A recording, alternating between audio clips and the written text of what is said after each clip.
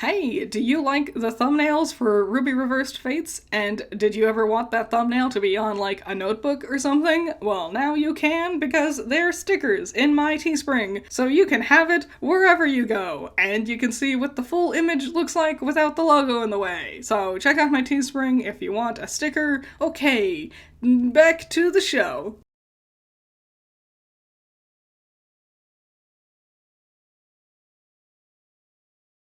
Ruby and Yang look each other up and down. She's my sister.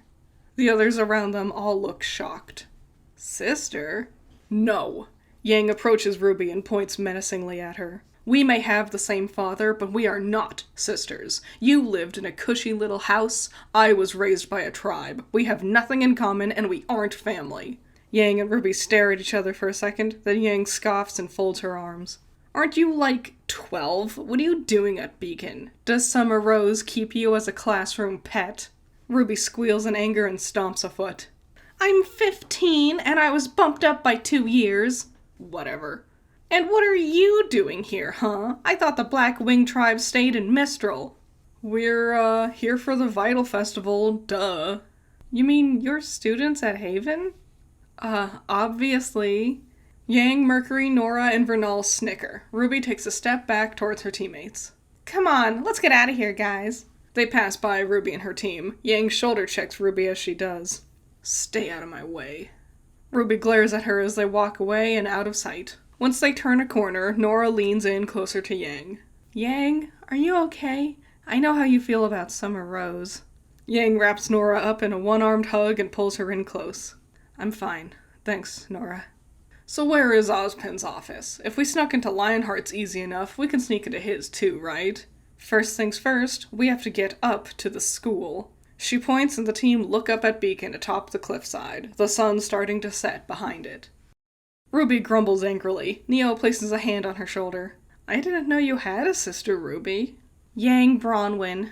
I've only seen her once before when I was really little, but Dad kept pictures of Raven around. Her mother.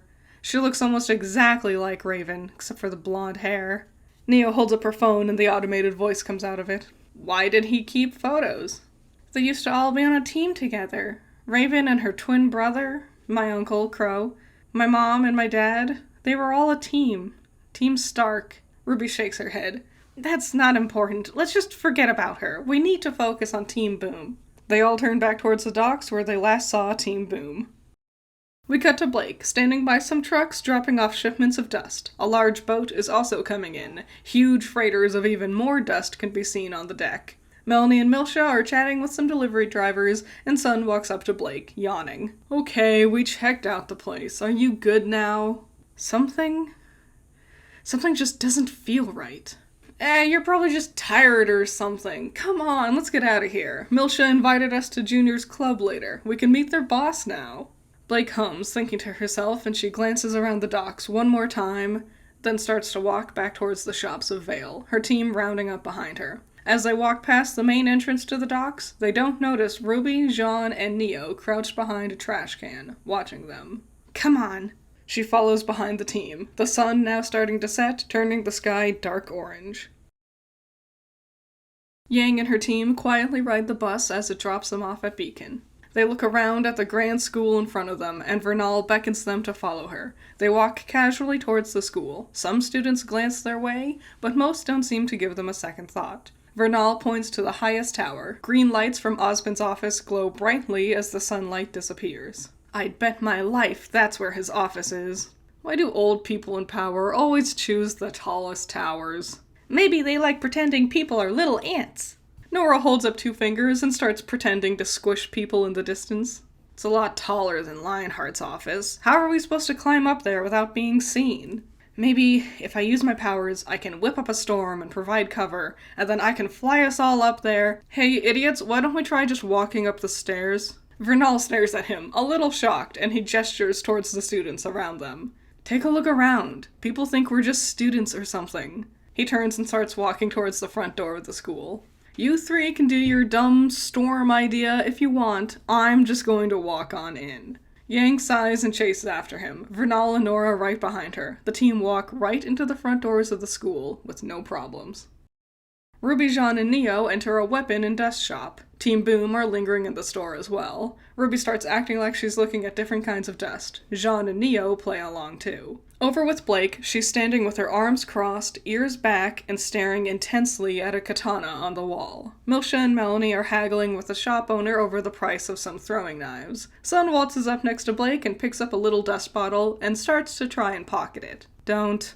He sighs and places it back dramatically. You've been no fun all day. What's eating you? I just have this bad feeling, like we're being watched. You're always so paranoid. Blake looks around at the rest of the shop. It's filled with people, but her eyes suddenly linger as she spots RWBY and her teammates. Blake's ears perk back up. Team Orange are here. So, this is the biggest weapon shop in town, and it's the weekend. Lots of students are here. But they were also in the forest when the Ursa attacked. As she says this, Melanie and Milsha approach them. Melanie glances over to RWBY. RWBY's semblance is like super speed, right? Maybe that's how they got to the fight so quickly? Blake stares down RWBY for a moment, then turns away. Milsha punches Sun excitedly in the arm. Let's go to juniors already! Sun and Milsha head off first, Blake and Melanie a little ways behind them. As they leave the store, they both glance over at RWBY and her team. They catch Neo glancing at them out of the corner of her eye, but she quickly looks away. Blake's eyes narrow, but they leave the store without saying anything. Once they've gone, RWBY glances around, then checks out the window to watch where they head off to next. We cut to Team Posey, stepping off of their airship and being greeted by Ozpin and Oscar. Welcome, Team Posey. It's a pleasure to be your hosts. I'm terribly sorry to hear about your prior dorm. Thank you so much, Mr. Ozpin, sir. Oh, I'm Penny. This is Weiss, Ilya, and Cinder. A pleasure to meet you. This is my understudy, Oscar Pine. Oscar waves nervously at the team. Ilya steps forward. Sir, we actually wanted to talk to you about some important matters. Something Ironwood had mentioned to us. Oh? And what exactly has he told you? Well, sir... She glances around at the others on the runway, and at Oscar. It's not a topic we should discuss in public, I think. Ozpin looks each girl in the eyes, then glances at Oscar. He nods to Ilya. Very well, why don't we meet up at my office to discuss this in the morning? Does it have to wait? All four girls step closer to Ozpin, and he smiles back nervously. Oscar steps behind Ozpin, almost like he's using him as a shield. We've had such a long flight already. Do you really have to make us wait longer? And, the night is so young, too. The sun's only just set, right? Well, I guess if it's that important to you girls, why don't we meet up in about an hour? That should give you time to grab some food first, right? The four girls excitedly glance at each other, and Penny jumps up slightly as she starts to speak. Thank you, sir. We'll see you soon. As the girls rush past, Ozpin calls out after them. I've prepared a ride for your girls to be sent to the dorms. His voice trails off as the girls rush out of earshot. He and Oscar share uncertain glances. Did Ironwood... Do you think he told all of them? Ozpin groans and rubs his temples. Well, which is worse? Lionheart only telling Pyrrha and leaving the rest of her team in the dark as they get dragged around the world? Or telling the whole team of people about this? I'll have to talk to both of them about this later. Thank you, Oscar, for being here. You've done so much today already, and I'm sorry I've stolen you away from your weekend. You should head back to your team. Enjoy the rest of the night while you can. Thank you, sir. Oscar runs off towards Vale, pulling out his scroll and dialing a number as he goes. We cut to RWBY, Jean, and Neo, sitting at a patio table of a restaurant across the street from a club called the Black Bear. I saw them go in there. Neo holds up her phone and an automated voice comes out. I'm starting to think this is a wild goose chase. Yeah, they seem like they're just partying tonight. Maybe we've got it all wrong. But then why did they go to the docks earlier, huh? Weapon stores and clubs is one thing, but students don't usually mill around loading zones for fun. There was a lot of dust being dropped off today. I don't think they're thieves, though, right? We should give them the benefit of the doubt. Jean is interrupted as his scroll starts to chime. He answers it. Hello? Oscar, where have you been all day? Neo and RWBY lean in closer to Jean, listening to the call. Yeah, we're at the Red Dragon Diner. I'll text you the address. Okay, see you soon. Jean hangs up the scroll. Oscar's on his way. Well, what do we do now? Do we tell him what we've been doing? Maybe we should give up on following Team Boom for tonight. RWBY sighs and glances at the club across the street. We cut to the inside of the club. Sun is going absolutely ham on the dance floor. Blake and Milsha sit at a table. Melanie comes bringing them all drinks. Go, Sun, yeah! Blake cracks a smile as she watches Sun do an impressive worm maneuver. Hey, she finally smiles. Took you all damn day. I want to get this job done as soon as possible. We can't trust this Torchwick guy just yet. Melanie! Milsha! Junior walks over to them. The Malachite twins throw up their arms in unison. Junior! It's been a while since I've seen you two here. You're getting an education at that school? Please, like they can tell us anything that we don't already know. Junior looks over to Blake and holds out a hand. Blake shakes it. So you must be Blake, right? You know about me? Sure, the girls text me all the time about you, and I'm guessing that is Sun. Blake looks over her shoulder to see Sun. He's dancing while doing a handstand now. Blake turns back to Junior, and he leans in closer and lowers his voice. I don't know why the White Fang's getting involved with this stuff, but I hope it all works out for you.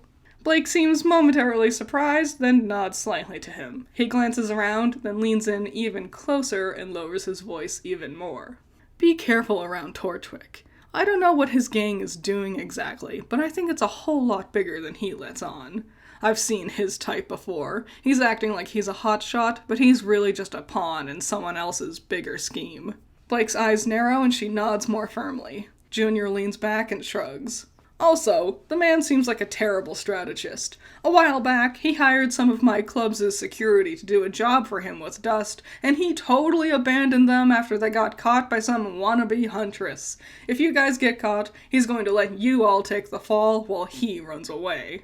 When did this happen? It was like before you got hired. There was some news about a dust store being saved from a robbery. I think it was some student and one of Ozpin's teachers who caught them. Blake sips her drink for a second, then stops, thinking. Wait, which teacher? Which student? Melanie pulls out her scroll and flips through a couple of articles. It looks like the student wasn't named, but the teacher was Summer Rose, our weapons teacher. She turns the scroll around for Blake to see, and Blake stares at Summer's picture in the news article. Blake's eyes narrow and she grits her teeth. That's Ruby's mom. We cut to Ruby and the others sharing a platter of nachos, all still watching the club across the street from the restaurant. Neo flicks a pepper and it lands on a chip closer to Jean. Neo, stop giving me all your jalapenos. I can't eat all of them. I'll get a stomachache. Neo sticks her tongue out at him and flicks a pepper in Ruby's direction. Oscar comes out of the restaurant door and walks up to their table. Here you are. Sorry I was gone all day. What have you been up to? We're doing something. Ruby doesn't look away from the club. Oscar gives her a confused look as he sits down at the table. Did you want to go to the Black Bear? I think you and I are too young to get in, though. Ruby turns and looks at Oscar, then shares uncertain glances with Jean and Neo. Oscar's shoulders slouch as he notices something's up. Guys, you're acting weird. What is it? Is something wrong? It's just been a lot happening today. Like what? We found out Ruby has a sister. Ruby's shoulders slouch and she groans loudly. I totally forgot about that. Don't remind me. A sister? Why haven't you mentioned her before? She lives in Mistral. I honestly didn't think I'd ever even see her again. I can't believe she's in Beacon for the tournament. Ugh. Wait, she's one of the students from Haven? That's what I was doing with Ozpin all day. I met them as they landed. Which one's your sister? The big, angry blonde. She's hard to miss. Oscar suddenly looks startled. Blonde? None of the girls I met was blonde. The others perk up suddenly. Well, maybe she's on a different team than the one you met? Oscar shakes his head. No, only one team came from Haven today. So then, how come there were other students from Haven? Neo slaps the table and holds up her phone. Because they aren't actually students. We cut to Yang's team approaching an elevator in a dark room. Looks like this leads to his office. There's no way he hasn't locked his office, right? Mercury pushes a button and the elevator hums as it approaches their floor. Looks like it might be open. The elevator door opens and they step inside. After a moment, the door opens again and they step into the large room that is Ozpin's office. Wow, it really isn't locked. That's probably a bad thing though, right? People only lock doors when there's something they want to keep protected. If it's not locked, that probably means there's nothing of value here. Maybe he's just really trusting. Or maybe he's stupid. It doesn't matter, we can look around anyways. There's gotta be something around here that tells us about maidens, or maybe a hint about how the relics work at least. The four scatter around the room, opening drawers and pushing back decorative elements, looking for something. This is dumb, there's nothing here. Maybe one of the teachers would have something in their classrooms? Hush! The crew look around and see that the elevator behind them is whirring, a gentle glow coming from within it. They all look frantically at each other. Yang looks around, then points up. The gears! One by one, they launch off of Ozpin's desk, climbing up onto the gears. The green glow of the lanterns above them casts their bodies in dark shadows as they press themselves up against the rotating gears. They watch as the elevator hums, then dings as it comes to a stop. The doors open, and 4 girls enter the room. Golly, it sure is dark in here. I don't think he's back yet. I can't believe this. We're not even that early. We're 45 minutes early. Oh. Weiss throws up her hands and walks towards his desk. Yang's eyes narrow as she watches the girl start milling about. Maybe there's a light switch somewhere? I think we should probably just come back later. I feel kinda weird being in his office without him being here. Weiss rests against the desk as the others talk. She looks over to his desk and notices the papers strewn about. I knew we should have gotten his number before we left. Weiss looks over and sees his desk drawers are thrown open, then glances over and sees that one of the decorative statues is pushed out of place. Yang glances over to the others hidden in the gears. They all start slowly readying their weapons. Come on, guys, maybe we should get something to eat. I don't want to stand around in a stuffy old office. Wait. The other 3 turn to Weiss, stopping their chatter. Weiss turns and scans the room. Something's up. She looks, then stops, turns to look up, and in the darkness of the gears, she can barely make out the shape of 3 people, but glowing brightly amidst the shadows are bright red eyes. It's the assassins! They followed us here! Weiss pulls out her rapier and Yang roars. Her hair lights up like fire and illuminates the room in an orange glow. The 4 jump down from the gears and descend into the fray. We cut back to Blake in the club. She checks her scroll and reads a new message from Torchwick. It's time. Her eyes narrow and she turns to the other 3. Get your masks. Huge shout out to all of the fan art again. You guys keep impressing me more and more. Really awesome stuff every single week. It's so cool and impressive, and I really, really love seeing all of it. Make sure to show all the fan artists a bunch of love and support. There's links to all the fan art in the description, so make sure to go down there, check out their art, and show them how much you think it's awesome and cool, because they are super awesome and super cool, and I cannot thank you enough. Thank you. I really love seeing it, and it's super amazing. You're all so talented and impressive, and I love it. Thank you.